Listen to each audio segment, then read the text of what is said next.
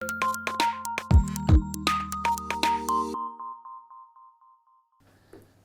I'm Arjan. And I'm Linda. The topic of today's training is stroke and TBI rehabilitation 2.0. How to go to the next level in your rehabilitation at home after your stroke or traumatic brain injury. 5 items today: introduction, building the best basis, using the right building blocks and the right sequence in your training, setting yourself up for success, building the right habits, and the last item is realistic hope. Let us start with telling a little bit why we are here today. My story starts when I am a teenager and my mother suffered a series of accidents and brain injury, and which left her with brainstem migraines, which are very difficult to diagnose. And basically most neurologists did not know what to do, what it was. They thought she was crazy.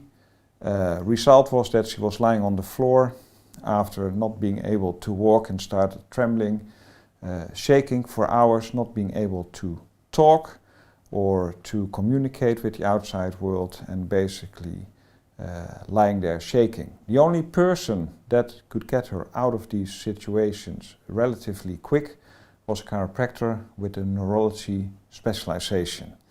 And when it came to choosing a profession, I wanted to do exactly that, not only for my mom, but also for other people that were suffering from the results of traumatic brain injury.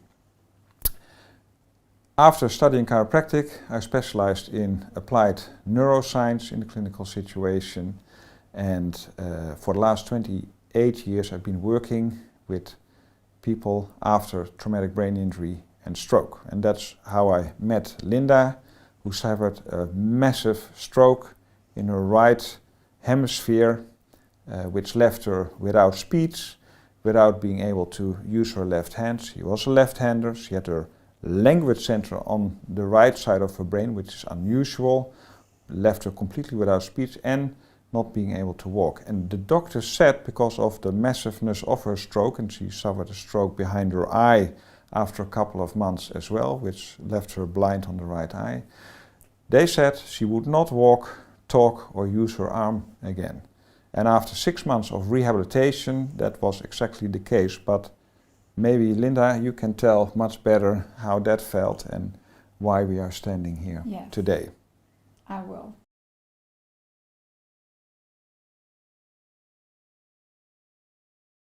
When I left the clinic after 6 to 8 months, they told me that hardly any recovery will take place after this period.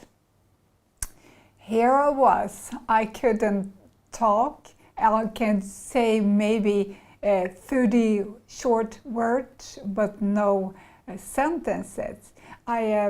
I was able to walk at that point, but I just came out of my wheelchair. I could walk with a stick in my hand and a brace on my foot.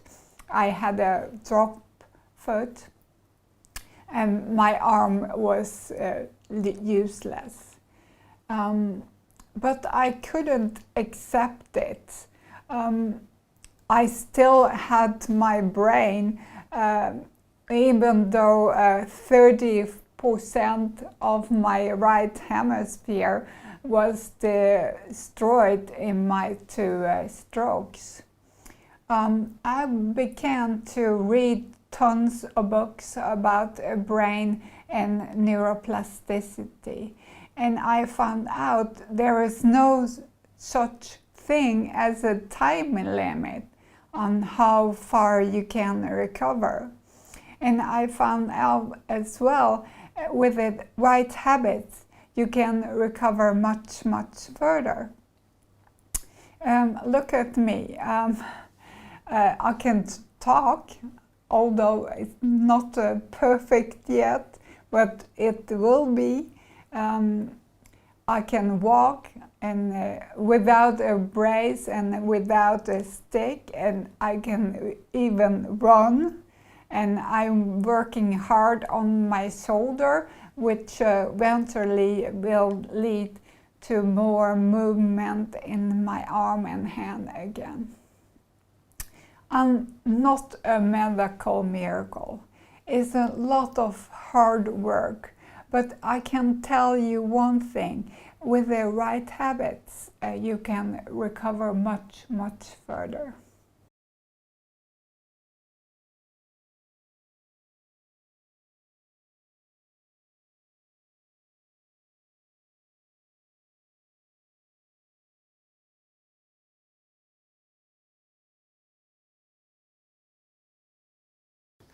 Thank you so much, Linda. And that is exactly why we decided to create an online platform where we give the training sequences and the insights that will lead you to bring your rehabilitation to the next level. Now on to the 5 points. Item number 1, it's about neuroplasticity. You all have your own story. You can have a severe stroke, severe traumatic brain injury, maybe it's mild, maybe it's moderate. You have your own recovery pathway. You can be that you are still in rehabilitation full-time, or that you're out of rehabilitation for many years. Regardless of where you are, what we're going to share with you applies to you. The introduction is about neuroplasticity because that is the brain's capacity to heal, to repair itself, to create new function. Neuroplasticity is repurposing networks, starting to use networks in a different way, starting to repurpose the function of neurons, nerve cells that had a different function, but repurpose it to create, for example, arm or leg function or speech, or be recruited in the cognitive pathways.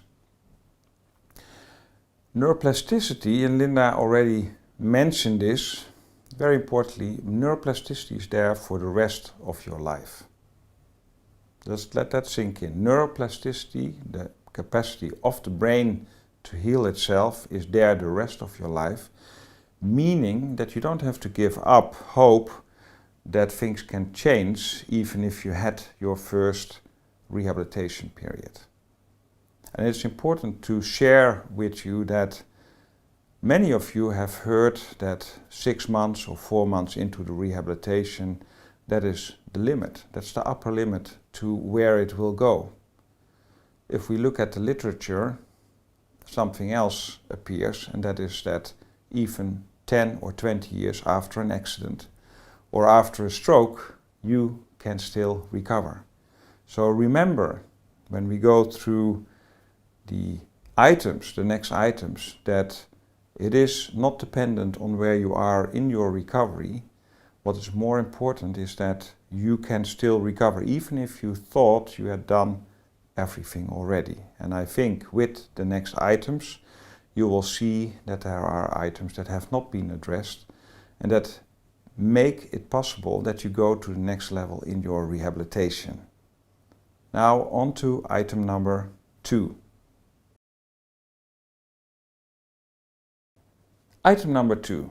You have to create the best basis for further recovery.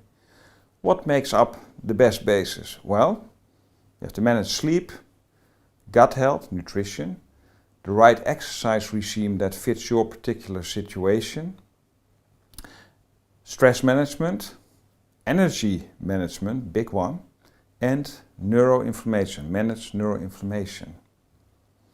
The first 4 you're probably kind of familiar with sleep, gut health, exercise and stress management, how it impacts your life, how it has an influence on how you feel, how you can recover. But most of you are also dealing with energy management issues. Almost all people after a moderate or severe traumatic brain injury or mild to severe stroke are dealing with energy management issues. You have to compensate a lot, you have to put much more energy into everything you are doing, and thus you are fatigued more easily, you have to go to bed on time, you have to sleep more to recover and be able to go about with your rehabilitation or your daily tasks. Energy management can be greatly influenced, and there are some processes through which you can have a big effect on how your energy levels are throughout the day. And surprisingly, we know that hormesis, which is the exposure to low doses of stressors, has a great effect on the energy factories in all of your cells. All cells have 10 to 1,000 to 2,000 mitochondria, thousands of mitochondria, the energy factories that are enclosed in your cell where energy is produced. They are greatly affected by stress, by trauma, by inflammation, by toxins, by a lack of sleep, by a lack of exercise. Then the mitochondria degrade, the number of mitochondria energy producing organelles in your cells, all of your cells, decline, and that is the case in most of you, that it is less than it can be. Exposing yourself to hormesis, low dose stressors like light, especially red and infrared light, to some extent UV light, but not too much, cold, heat, exercise, toxins, for example in plant-based material. If you eat a plant-based diet, there's a lot of natural toxins in plants that make your body make more energy. So exposure to low dose stressors, like taking a cold shower, sitting in the sun, doing the right type of exercises, eating the right types of food, will make your body produce more energy throughout the day. And the other four, sleep, stress, gut function, what you eat, and the right type of exercise, all have big effects on energy. And if you make a regime throughout the day where you are on an alternate basis every day expose yourself to some of these stressors, you build the energy factories in your body, and that research shows is much more important than looking at fatigue through to, for example, adrenal fatigue. That much has been talked about, but not much research is on. It's the energy factories in your cells that we have to look at, and we can deal with them. We can promote more energy by exposing ourselves to low dose stressors like hormesis, like hot, cold, and we have to build in routines in our on a daily basis to increase energy production in our cells, reproduction of the mitochondria, repair of the mitochondria, and all of these things have an influence on that. The last item that I want to cover in item number 2 is neuroinflammation. That is the brain's immune system that is kicking in after a stroke or traumatic brain injury. It's a process where a low-grade inflammatory response is triggered, which lasts unless the right things happen. When the right circumstances are there, it shuts down, it becomes quiescent. But in a lot of you, when you are dealing with stroke or traumatic brain injury, the neuroinflammation, the immune responses in your brain create a low-grade inflammatory response, which has a great effect on the energy you have, the cognitive process, the clarity with which you can think, and it needs to be dealt with if you want to go to the next level in your rehabilitation. And that brings me to item number 3, building the best basis for further recovery. Training in the right sequence, having the right building blocks in place whenever you are attempting to recover function is vital. And it will determine where the ceiling is in your rehabilitation efforts. Whenever you are trying to attempt to regain complex movements, you have to think that before complex movements, whether that is speech, arm function or leg function comes about, you first need basic movement patterns that are there when you are born and become more complex through life. They should be in place.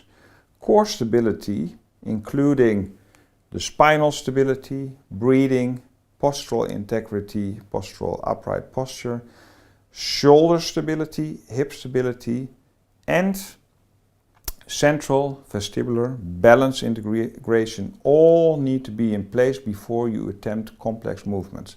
Complex movements can be hand function, can be speech, can be cognition, which is a form of movement as well, or leg and foot function. So before, and if you want the best results in your rehabilitation, all of these items need to be in place. And especially the first one, the neuromotor, the basic movement patterns, which often regress after an accident or a stroke. We see that the basic movement patterns, they become more basic, they regress to more childlike movement patterns instead of the more adult movement patterns that you need for complex movement. So you have to address that. So you have to address the reflexes that reappear. You are born with primitive reflexes that form the basic movement patterns. When you get an accident or you have a stroke, we often see that these primitive reflexes reappear to some extent, and that it hinders the formation of more complex, fine movement patterns that you get when you're adult and you have developed the primitive reflex into adult postural and movement patterns. So we have to address that, and you do that with specific training. For example, with pre-crawling exercises, you can do that with holding patterns, with cross-crawl exercises. You can retrain the regress in these movement patterns. That's very important, because if that is still in place when you're attempting to lose spasticity or regain function of fine motoricity in speech or hand function, then that can be a big roadblock. Core stability needs to be in place, especially, and usually core stability is addressed, spinal stability, although often in a very complex way. We need to often step back, more on that a little bit later in the rehabilitation process, go back to the basis, spinal stability, postural stability, breathing, and especially shoulder stability and hip stability are often overlooked. And that's the reason why a lot of you, especially after stroke, are dealing with shoulder problems. If you're attempting to move an arm and the shoulder is not held in place correctly, which is often the case after a stroke, but also after traumatic brain injury, you develop wrong movement patterns and you develop shoulder pains.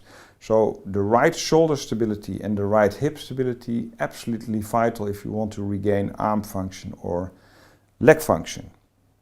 In addition, vestibular integration, and on top of that we look at more complex movement patterns, eye movement patterns. Eye movement patterns are very often disturbed after stroke or traumatic brain injury. Very complex networks like the central balance integration, and they are often affected by stroke or brain injury.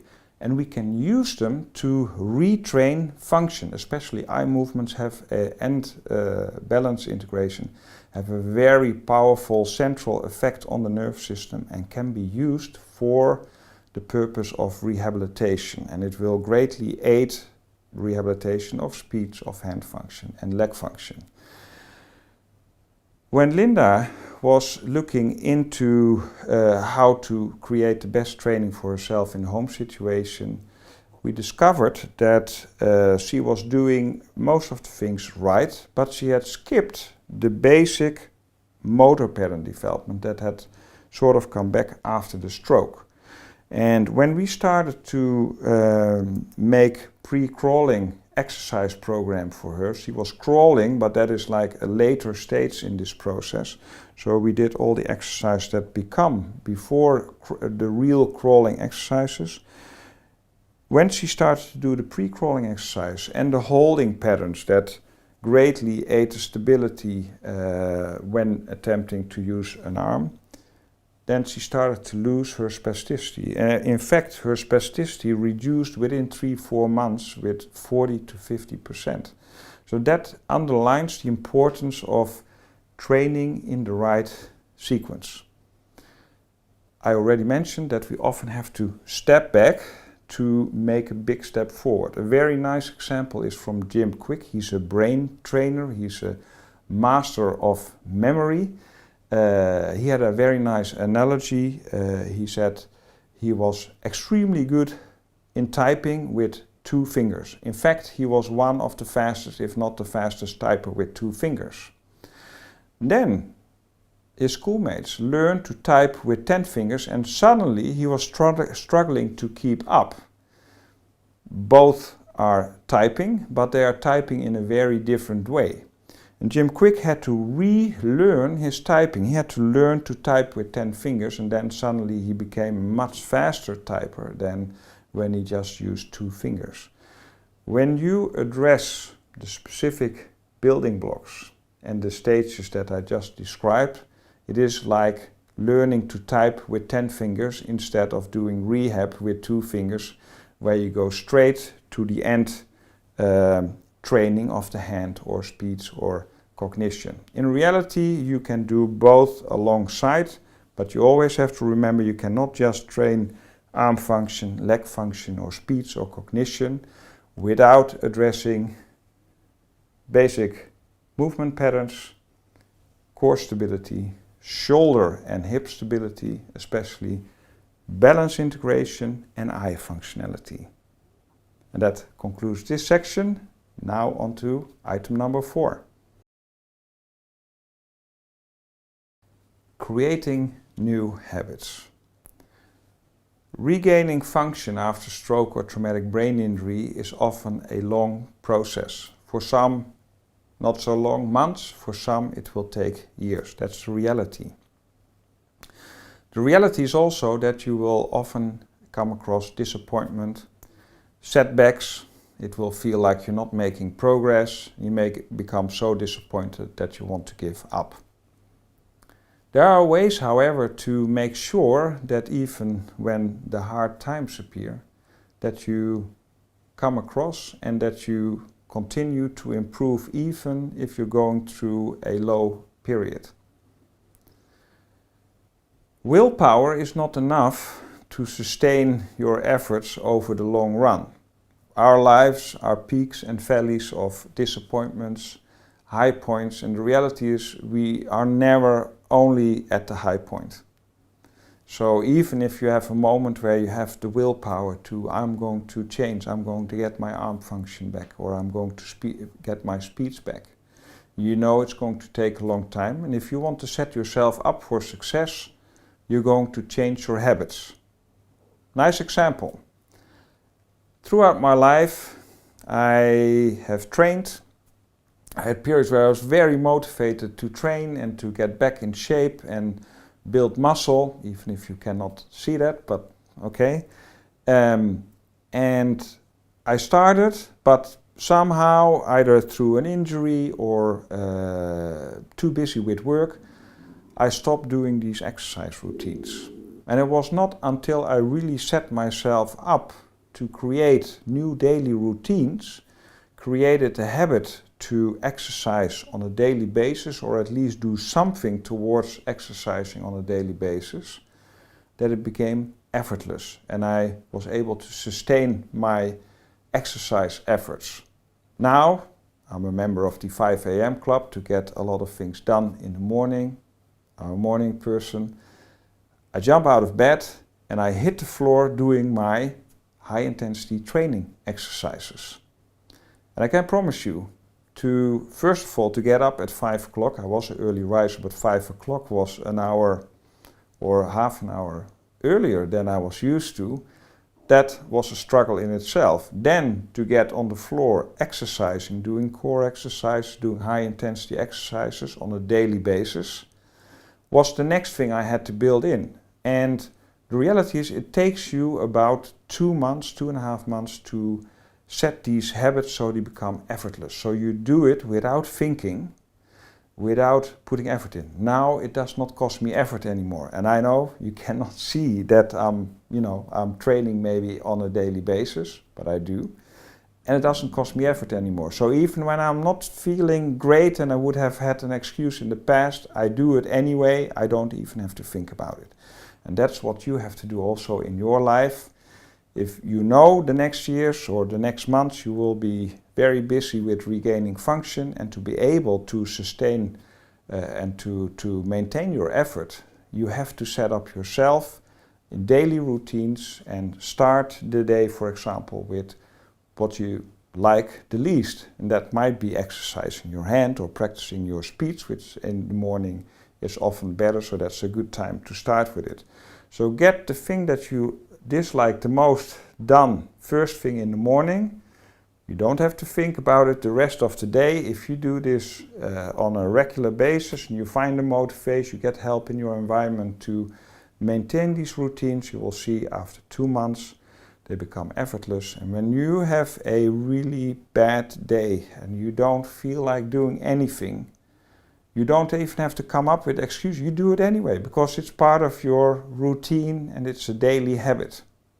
So this is maybe one of the most important things I can share with you, because without, you will probably give up at one stage, or maybe you already have done that on many occasions. You felt bad about it, you feel frustrated, you think that it is about you, that you cannot do this.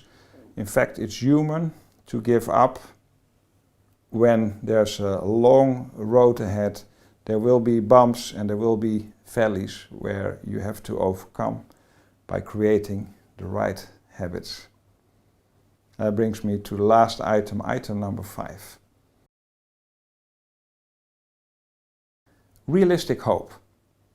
By now you probably understand that it will take a lot of effort and it will take some time before you see results.